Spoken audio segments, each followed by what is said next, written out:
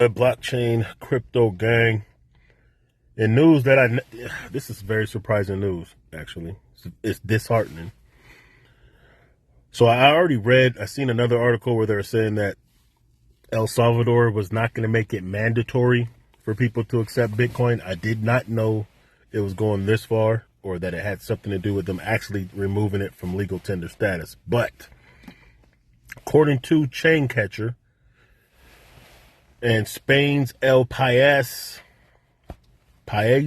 whatever, the Salvadorian Congress recently approved a reform of the Bitcoin law, officially removing Bitcoin status as legal tender. Ah, you bitches. This reform was carried out after nearly 2 years of pressure from the International Monetary Fund. So even when I had Crypt Talk podcast, I did report how the IMF, they were doing a lot of pressure. They were doing a lot of pressure campaigns, low-key threats, just trying to make El Salvador reconsider making Bitcoin legal tender.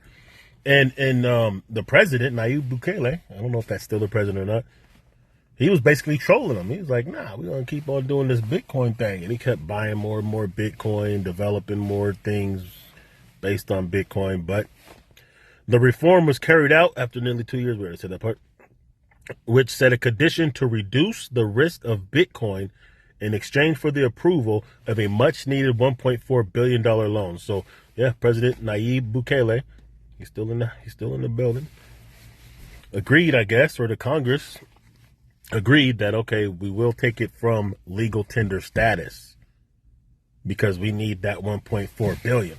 Now, 1.4 billion is really nothing, honestly. I mean, I got 1.4 billion. Okay, that's cap. Of course I don't. But what I'm saying is for a country, 1.4 billion is typically not a lot. But El Salvador is a smaller country. It's a developing nation. They obviously, they need that bread. So they're willing to, modify 6 provisions and abolish 3 out of the 16 provisions. From now on, Bitcoin will no longer be regarded as currency. Its acceptance will change from mandatory to voluntary and will not be used for tax purposes. All right, that's fine. Let's see the source link. That's where they're getting it from. Okay, translate. Yeah, Bukele reverses and withdraws the status of legal currency in Salvador, blah, blah, blah, Bitcoin, blah, blah, blah, whatever. So, I don't know. I mean, I don't think that's going to be like bad for Bitcoin per se. It's just, it sucks to see that he had to, buckle under the pressure. It is what it is. I guess he had to do what's best for his country. But here's some news that's very, very bullish. And it's so bullish that you got to take it with a grain of salt. Blackrock's Larry Fink says Bitcoin could reach 700,000 if this happens. I was with a sovereign wealth fund during this week, and there was a conversation. Should we have 2% allocation? Should we have 5% allocation? If everyone adopted this conversion, this conversation, it would be 500,000, 600,000, 700,000 for Bitcoin is what Larry Fink said. That's Larry Fink's chief executive of BlackRock, as you know, the world's largest asset manager, who says Bitcoin could reach 700,000 if more funds consider adding 2 to 5% allocation into crypto. So, I mean, that's just simple market cap mathematics, right? Now, here's the thing. Here's why I say you got to take it with a grain of salt. Even though it is possible, like this could actually happen. But the reason why I say that you have to take it with a grain of salt is, of course, Larry Fink, being a BlackRock exec, BlackRock holding the Bitcoin ETF in billions worth of, or at least hundreds of millions worth of Bitcoin, it would benefit him, right? It benefit him to sell the idea that Bitcoin can go so high, because that means more people may be inclined to invest in Bitcoin through ETFs, particularly and specifically his ETF. It's not that it's not possible. It is, if those companies do that, which we don't know.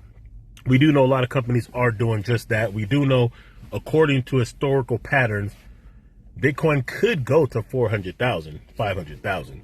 I've been saying 150,000 conservatively, because if it did reach that mark, I'm thinking that some of the altcoins I have, they're going to explode to the point to where it would still be a prosperous bull cycle for me and for most people. And because I don't want to have the expectations of 400, 500,000 and miss out because I was waiting for that to happen. And then it, peaks at 220,000 and then I lose out on potential gains because I was thinking it was going to go to 400,000. But it is possible. Last year, Blackrock launched its iShares Bitcoin Trust, IBIT, and iShares Ethereum Trust, ETHA. Exchange traded funds investing directly into Bitcoin and Ether, respectively, and Fink's stance on crypto took a sharp turn. Read, BlackRock's Larry Fink once said those clients had zero interest in crypto. That was in 2018. They seen what happened to that on that last bull cycle, and they changed their mind on that. So, just keep in mind when you hear some of these billionaires or some of these trust investment vehicle execs that are saying, "Oh, Bitcoin's gonna go to $1 million," or you hear some of these billionaires or some of these, sometimes they're just shilling. They're saying that it's gonna go that high because they want to get interest for retail investors and even institutional investors or whatnot, institutions and stuff. They're trying to get people to buy into it. However, it is true. Maybe he did the math. I didn't do the math, but 2 to 5% allocation from a lot of these big companies, it could. And we're talking globally. So it could happen.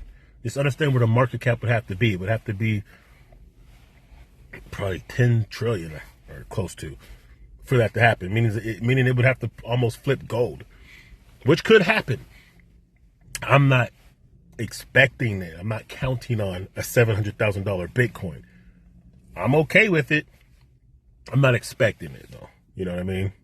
And I do understand that when these guys play the game, like when these Elon Musk or whatever, they're pumping their Dogecoin, Donald Trump is dropping his meme coins. They're not doing it for you to make money. They're thinking about themselves making money. You have to figure out how to maneuver within the game so that you can benefit when they're doing these types of things. But you got to take it with a grain of salt, and you have to be able to do the math. All right, the largest cryptocurrency in market capitalization traded for around 103,000 on Wednesday, pulling back slightly from its record high of 109 on Monday, according to Dow Jones market data. And this came out on the 22nd, a few days ago. And we did see it dip. We've seen it dip with all the tariff trade wars going on. It did dip to 96, maybe 94,000. I can't remember exactly. Then it came back up to about 101, where I think it's about right now. So there's that. Okay. That's the news for today that I'm going to be reporting.